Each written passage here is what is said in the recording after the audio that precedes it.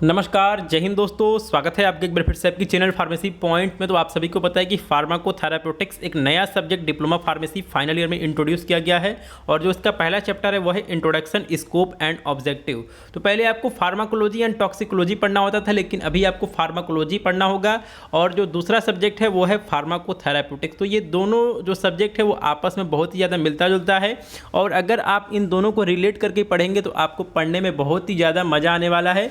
तो चलिए आज की वीडियो को शुरू करते हैं। उससे पहले आप इस वीडियो को लाइक अवश्य करें। तो सबसे पहले हम जानेंगे कि फार्माकोथेराप्यूटिक्स का सिलेबस क्या है। तो पहले हम सिलेबस के बारे में डिस्कशन कर लेते हैं, इससे आपको आइडिया लग जाएगा कि फार्माकोथेराप्यूटिक्स क्या है। बाकी इसकी डेफिनेशन वगैरह मैं आपको बताऊंगा।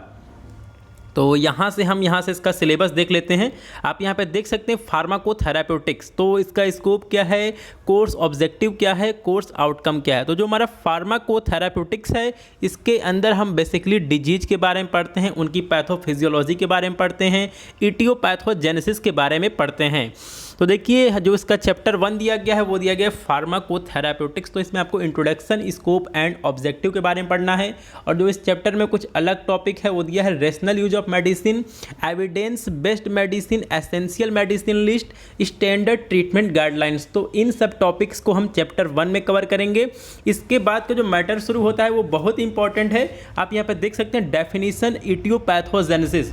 तो इटियोपैथोजेनेसिस का मतलब होता है कि अगर कोई भी डिजीज है, कोई भी बीमारी है, उसका कॉजेटिव एजेंट क्या है, यानी कि वो किससे हो रही है।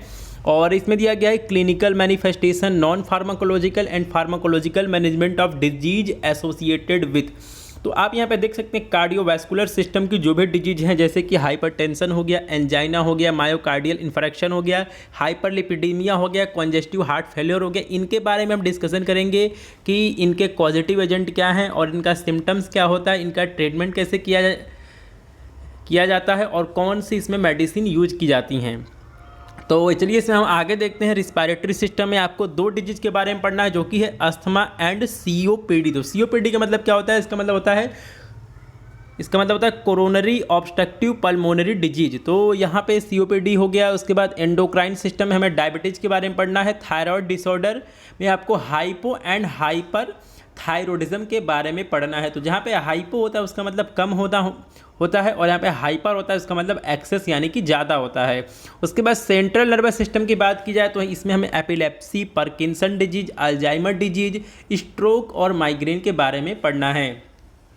इसके बाद हम आगे चलते हैं। तो इसमें आपको gastro intestinal disorder, haematological disorder, infectious disease में आपको tuberculosis, pneumonia, urinary tract infection, hepatitis, gonorrhoea and syphilis, malaria, HIV and opportunistic infection और वायरल इन्फेक्शन में आपको सार्स और कोविड के बारे में पढ़ना है। इसके बाद हम अगर मस्कुलो स्केलेटल डिसऑर्डर में देखें तो यहाँ पर रिमेटॉइड अर्थराइटिस, ऑस्टियोआर्थराइटिस के बारे में पढ़ना है। इसके बाद डर्मेटोलॉजी में आपको सोराइसिस, स्कैबीज और एक्जिमा के बारे में पढ़ना है। साइकेट्रिक डिसऑर्डर में आपको डिप्रेशन, एंजाइटी और साइकोसिस के बारे में पढ़ना है। ऑप्थेमेलॉजी में आपको कंजक्टिवाइटिस, ग्लूकोमा के बारे में पढ़ना है। और एंटी माइक्रोबियल रेजिस्टेंस में आप यहाँ पे देख सकते हैं वुमेन हेल्थ में पॉलीसिस्टिक ओवरी सिंड्रोम, डिस्मेनोरिया और प्री मेंस्ट्रुअल सिंड्रोम के बारे में पढ़ना है। तो यहाँ पे कहने का मतलब ये है कि अगर आप फार्माकोथेराप्यूटिक्स को अगर अच्छे से पढ़ते हैं, ध्यान दे के पढ़ सकते हैं, तो आप एक डॉक्टर की तरह काम कर सकते हैं। ये कहना बिल्कुल भी गलत नहीं होगा। तो चलिए इसके बाद हम फार्माकोथेराप्यूटिक्स की डेफिनेशन देखते हैं। तो इसके लिए हम स्लाइड में चलते हैं और यहाँ पे हम माइक्रोसॉफ्ट पावर पॉइंट में आ चुके हैं और इसे हम यहाँ से प्ले कर लेते हैं। तो सबसे पहले हम जानेंगे कि फार्माकोथेराप्यूटिक्स है क्या। तो इसको हम यहाँ से प्ले करते हैं और ये यहाँ से प्ले हो चुका है। तो देखिए जो हमारा इंट्रोडक्शन देखिए यहाँ पे दिया गया, pharmacotherapeutics is the branch of pharmacology. तो पहले क्या होता था कि जो हमारा फार्माकोलॉजी एंड टॉक्सिकोलॉजी है उसी में हम फार्माकोथेराप्यूटिक्स के बारे में पढ़ते थे, लेकिन अभी यहाँ पर एक डिटेल में अलग से सब्जेक्ट बना दिया गया है। और आप यहाँ पर देख सकते हैं कि pharmacotherapeutics is the branch of pharmacology. तो ये फार्माकोलॉजी की एक ब्रांच है। यहाँ से हम पेन सेलेक्ट कर लेते हैं और पेन की थिकनेस भी हम यहाँ से सेलेक्ट कर लेते हैं। तो देखिए यहाँ लिखा हुआ है कि it may be defined as, इसको इस तरह परिभाषित किया जा सकता है, therapeutic uses and effect of drug. तो जो भी डिजीज हैं उनको ट्रीट करने के लिए जो भी ड्रग का हम यूज करते हैं उसका थेराप्यूटिक इफ़ेक्ट क्या है, उसका थेराप्यूटिक यूज क्या है। जैसे पैरासीटामोल है, आपने पैरासीटामोल का नाम सुना होगा, तो ये फीवर को कम करती है, तो ये इसका थेराप्यूटिक यूज हो गया। अब देखिए यहाँ पे थेराप्यूटिक्स क्या है। थेराप्यूटिक्स को इस तरह परिभाषित किया जा सकता है जैसे therapeutics may be define as use of drugs for curing disease. तो अगर किसी डिजीज को क्योर करने के लिए, ठीक करने के लिए किसी भी ड्रग का यूज किया जाता है, उसी को हम थेराप्यूटिक्स कहते हैं। तो यहाँ से आपको एक बात पता चल गया होगा कि pharmacotherapeutics is the branch of pharmacology. It may be define as therapeutic use and effect of drug. Therapeutics may be define as use of drug for curing disease. तो अगर आपसे कोई पूछता है कि फार्माकोथेराप्यूटिक्स क्या है, तो आप उससे बोलेंगे कि फार्माकोथेराप्यूटिक्स ब्रांच ऑफ फार्माकोलॉजी है और therapeutic uses and effect of drug. तो इसका डेफिनेशन एक सिंपल से बन सकता है कि pharmacotherapeutics is the branch of pharmacology which may be define as therapeutic uses and effect of drug. तो आपको एक वर्ड याद रखना है, क्या? थेराप्यूटिक्स। तो आपको ये वर्ड याद रखना है, therapeutics, uses and effect of drug. और थेराप्यूटिक्स में भी define as use of drug for curing disease. तो अगर किसी बीमारी को ठीक करने के लिए ड्रग का इस्तेमाल किया जाता है तो उसी को हम थेराप्यूटिक्स कहते हैं। और थेराप्यूटिक अगर यूज किया जाए तो, और therapeutic use and effect of drug, इसी को हम फार्माकोथेराप्यूटिक्स कहते हैं। तो यहाँ से आपको फार्माकोथेराप्यूटिक्स के बारे में पता चल गया होगा। तो चलिए इसके बाद हम स्कोप के बारे में बात करते हैं कि फार्माकोथेराप्यूटिक्स अगर हम पढ़ते हैं तो इससे क्या फ़ायदा हो सकता है। आप यहाँ पर देख सकते हैं लिखा गया pharmacotherapeutics provide knowledge and skill necessary for quality use of medicine. जैसे आप किसी डॉक्टर के पास गए और उसके बाद आपने अपने कुछ सिम्टम्स बताए कि मुझे ये हो रहा है, मुझे ये हो रहा है। उसके बाद डॉक्टर सोचता है और उसके बाद उसको सिम्टम्स के पता होता है और वो सिम्टम्स को देख के या फिर सिम्टम्स के बारे में जान के उसे पता चल जाता है कि इस इंसान को, इस बंदे को ये बीमारी हुई है। तो उसको उस बीमारी के पैथोफिजियोलॉजी के बारे में पता चल जाता है और एक बार पैथोफिजियोलॉजी के बारे में पता चल गया तो वो मेडिसिन प्रिस्क्राइब कर सकता है कि इसको इस मेडिसिन की रिक्वायरमेंट है। तो आप यहाँ पे देख सकते हैं pharmacotherapeutics provide knowledge and skill necessary for quality use of medicine. अगर डॉक्टर को फार्माकोथेराप्यूटिक्स के बारे में पता नहीं होगा, उसको पैथोफिजियोलॉजी के बारे में पता नहीं होगा, तो वो आपको सही मेडिसिन प्रिस्क्राइब नहीं कर सकता है। तो इसलिए फार्माकोथेराप्यूटिक्स बहुत इंपॉर्टेंट है। आपने यहाँ पे देख लिया।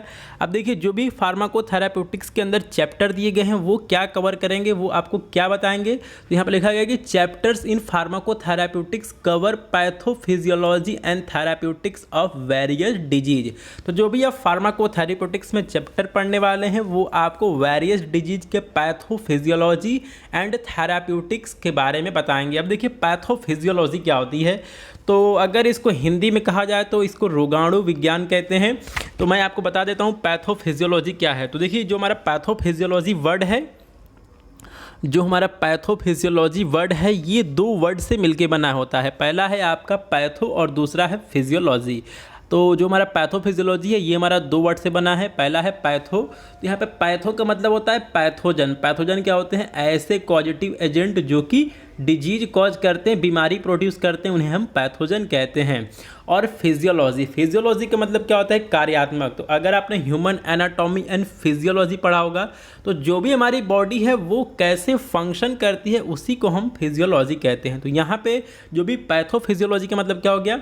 जो भी पैथोजन है यानी कि उनको बोलते हैं डिजीज पॉजिटिव एजेंट हैं, वो कैसे हमारे बॉडी में काम कर रहे हैं, कैसे बीमारी को पैदा कर रहे हैं, क्या सिम्टम्स शो कर रहे हैं, उसी को हम पैथोफिजियोलॉजी कहते हैं। तो जो भी हमारा फार्माकोथेराप्यूटिक्स के अंदर चैप्टर दिए गए हैं वो pathophysiology and their therapeutics of various disease, इन सब चीज़ों को वो कवर करते हैं। अब देखिए अब इसमें आगे लिखा है कि this will enable us to understand the pathophysiology of disease and their management. तो this will enable us to understand the pathophysiology of disease and their management. तो यहाँ पे कहने का मतलब ये है कि अगर हम फार्माकोथेराप्यूटिक्स के बारे में पढ़ते हैं तो इससे हमें किसी भी डिजीज के पैथोफिजियोलॉजी के बारे में पता चलेगा और उसके मैनेजमेंट यानी कि जो हमें डिजीज हो गई है उसको ठीक करने के लिए या फिर उसको करेक्ट करने के लिए क्या हम मैनेजमेंट करेंगे, क्या हम मैनेज करेंगे, उसे कौन सी मेडिसिन प्रिस्क्राइब करेंगे या फिर कौन से टेस्ट लिखेंगे, ये सभी चीज़ें डिजीज मैनेजमेंट में आती हैं। तो यहाँ से हम दो बात बिल्कुल क्लियर कर चुके हैं कि फार्माकोथेराप्यूटिक्स क्या है, इसके अलावा थेराप्यूटिक्स क्या है और फार्माकोथेराप्यूटिक्स का स्कोप क्या है। अब चलिए इसके बाद हम ऑब्जेक्टिव के बारे में बात करें तो आप यहाँ पर देख सकते हैं ऑब्जेक्टिव ऑफ फार्माकोथेराप्यूटिक्स। तो यहाँ पर दिया गया है pathophysiology of disease and rational drug therapy. तो अगर आप फार्माकोथेराप्यूटिक्स पढ़ते हैं तो इसका फ़ायदा ये होने वाला है कि आप डिजीज के पैथोफिजियोलॉजी के बारे में आपको जानकारी होगी। और आगे लिखा है रेशनल ड्रग थेरेपी। तो मैंने आपको एग्जाम्पल देके बताया कि अगर आप किसी डॉक्टर के पास गए और उसको उस डिजीज़ के पैथोफिजियोलॉजी के बारे में नहीं पता है तो वो आपको सही दवाई प्रिस्क्राइब नहीं कर पाएगा। अब देखिए यहाँ पर एक वर्ड दिया गया है रेशनल। तो यहाँ पर रेशनल का मतलब क्या होता है, इसका अगर आप इसको गूगल पे अगर आप सर्च करेंगे या फिर हिंदी डिक्शनरी में देखेंगे तो इसका मतलब होता है तार्किक, यानी कि लॉजिकफुली। तो अगर समझिए कि अगर किसी को हाइपरटेंशन है और उसको किडनी की दवाई प्रिस्क्राइब की जाती है तो वो रेशनल ड्रग थेरेपी नहीं है, वो राइट ड्रग थेरेपी नहीं है। जिसको जो भी बीमारी है या फिर जो भी पैथोफिजियोलॉजी है उसी के अकॉर्डिंग ड्रग उसको देनी चाहिए, मेडिसिन देनी चाहिए। तो चलिए इसके बाद हम अगला देखते हैं, therapeutic approach to management of disease. अब जैसे आपका कार्डियोवैस्कुलर डिजीज हो गया या फिर कोई भी डिजीज हो गई, उसका एक स्टैंडर्ड बना होता है कि अगर इस तरह के सिम्टम्स हैं तो इस तरह की मेडिसिन चलानी चाहिए, इतने दिन तक खाना चाहिए, उसका डोज इतना होगा। तो ये therapeutic approach to management of disease, तो ये भी हमें फार्माकोथेराप्यूटिक्स बताता है। इसके बाद आपको एक वर्ड याद रखना है जो कि है SOAP, SOAP, बहुत इंपॉर्टेंट वर्ड है। और आप इसका फुल फॉर्म भी याद रखेंगे जो कि है subjective objective assessment and plan. तो SOAP का मतलब क्या होता है, subjective objective assessment and plan of common disease condition. तो जैसे अगर किसी को हाइपरटेंशन हो गया तो उसका SOP यानी कि SOAP क्या होगा, वो होगा subjective objective assessment and plan. तो ये सारी चीज़ें होती हैं। उसके बाद अगले ऑब्जेक्टिव के बारे में बात करें तो participate in planning the rational medicine therapy for common disease. तो जो भी कॉमन डिजीज हैं उनकी रैशनल मेडिसिन थेरेपी क्या हो सकती है, यानी कि उनमें कौन सी सही दवाई प्रिस्क्राइब की जा सकती है, इसके बारे में भी हमें फार्माकोथेराप्यूटिक्स में पढ़ना होता है। और पेशेंट काउंसलिंग टेक्निक, तो जो भी पेशेंट है उससे कैसे बात करनी है और वो जो भी अपना सिम्टम्स बता रहा है उसके अकॉर्डिंग कैसे सही मेडिसिन देनी है, ये सभी चीज़ें भी इसमें आती हैं। तो यहाँ पे हमने इंट्रोडक्शन, स्कोप और ऑब्जेक्टिव ऑफ फार्माकोथेराप्यूटिक्स के बारे में पढ़ा और मैंने आपको सिलेबस भी बताया है। तो जब हम चैप्टर 2 स्टार्ट करेंगे तो उसमें हम बाकी सारी जो भी डिजीज़ दी गई हैं, जैसे आपका सबसे पहला दिया गया था जो भी उसमें डिजीज़ दिया गया था, चैप्टर दिया गया था, उसी के अकॉर्डिंग हम सारी चीज़ों को कवर करेंगे। तो सबसे पहले हम पढ़ेंगे कार्डियोवैस्कुलर सिस्टम में जो भी डिजीज़ हैं, जैसे कि आपका हाइपरटेंशन दिया गया था, हाइपरटेंशन, माइग्रेन। तो इन सब डिजीज के बारे में हम डिटेल से पढ़ेंगे, उसमें कौन सी दवाई प्रिस्क्राइब की जाती है, उनके सिम्टम्स क्या होते हैं। तो ये सभी चीज़ों के बारे में हम अगली वीडियो में डिस्कशन करेंगे। तो आपको ये वीडियो कैसी लगा, आप इस वीडियो को लाइक करें, साथ में चैनल को सब्सक्राइब करें, बेल नोटिफिकेशन को ऑन रखें जिससे कि आने वाली सभी अपडेट्स आपको तुरंत मिल सके। और इस वीडियो को अपने दोस्तों के साथ ज़्यादा से ज़्यादा शेयर करें। देखिए जब ज़्यादा व्यूज़ आएंगे तो ज़्यादा वीडियो आएगी और मैं इसी तरह चैप्टर वाइज वीडियो अपलोड करता रहूँगा। और मल्टीपल चॉइस क्वेश्चन भी करवाए जाएंगे, तो आपको theory plus multiple choice question दोनों एग्जाम की तैयारी करनी है। तो आपका ये वीडियो देखने के लिए धन्यवाद। जय हिंद।